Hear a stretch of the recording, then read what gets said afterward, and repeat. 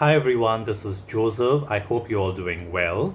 So, half the year is gone, and we're in the middle of 2026 already. And I have been seeing some of the posts by readers about their favorite books of the year so far.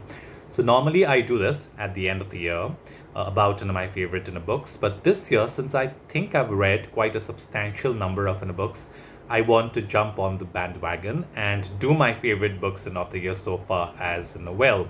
Unfortunately, I don't have the physical copies to hold them up for you because I've been passing on some of my books to a book club and a friend of mine, who in turn also passes on some of his books to me. And that's a very fine arrangement and that both of us have arrived at. But that aside, and without further ado, let's get on to my favorite books of the year so far. So first up is a play by the late Girish Karnad, which is called Haya Vadana, which was inspired from Katha Sarita Sagara, which is an 11th century Sanskrit collection of Indian legends compiled by Somadeva.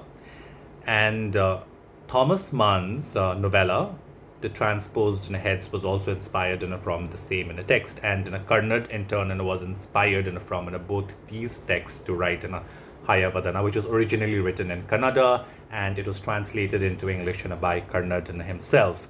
The play involves two parallel stories. The first story is about a man who has the head of a horse, and he enters the stage and creates a commotion even before the play kicks off.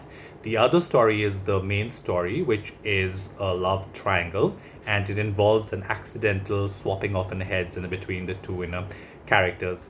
Now the play it was a fun read. It's very theatrical, and I enjoyed reading some of the dialogues aloud. And if you've not read Karnad, I would highly recommend to start by reading Haya Vadana. Up next is Ayo, What Will the Neighbors Say by Aruna Nambiar.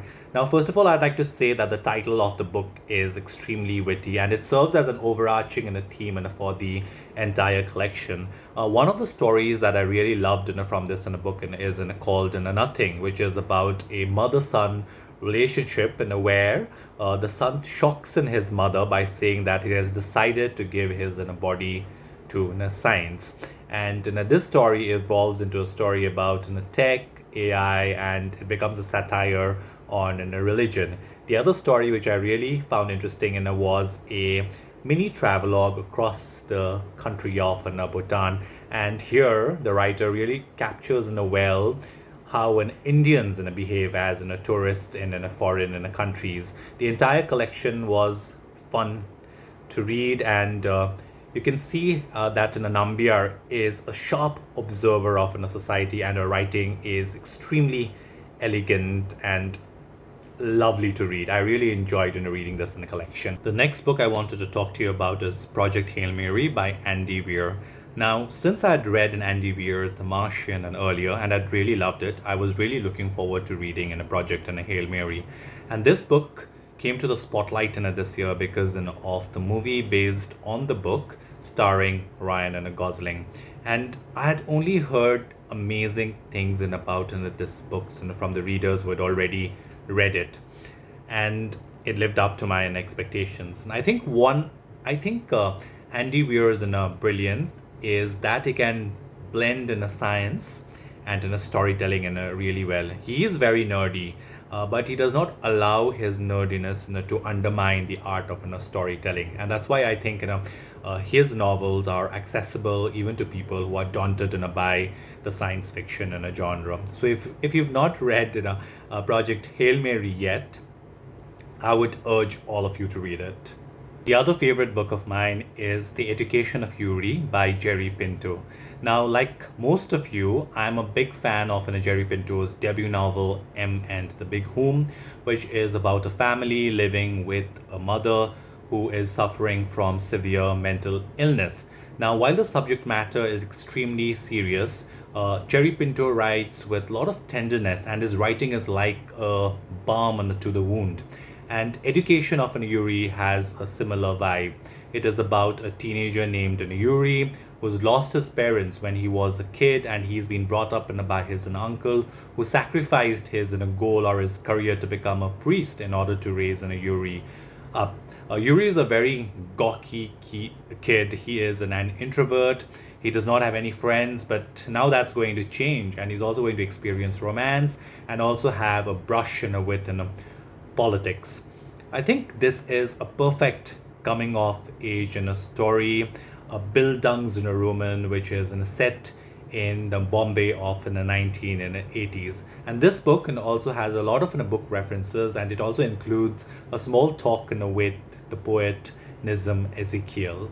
And finally, my favorite book of the year so far is The Correspondent by Virginia Evans. Now, this is one of the most talked about books this year. It even went on to win the Women's Prize for Fiction 2026. This is an epistolary novel, a novel told through letters. The protagonist of this novel, Sybil, who is more than 70 years old, is a kick-ass character, and I think she's going to be one of the most iconic characters in literature. There are a lot of references to literary figures, and because Sybil also writes letters to authors such as John Didion, Anne Patchett, Kazuo Ishiguro. But apart from those literary references, this is a story about losing one of your kids. So it's a story about grief. It's a story about friendship. It's a story about estrangement with your partner. It's a story of love, kindness, and it is also a story about aging. And if you've loved the epistolary novel, The Guernsey Literary and Potato Peel Pie Society, you'll love this book even more.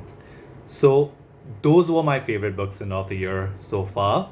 And I would love to hear from you all. What were your favorite books of the year so far? Thanks for watching, guys.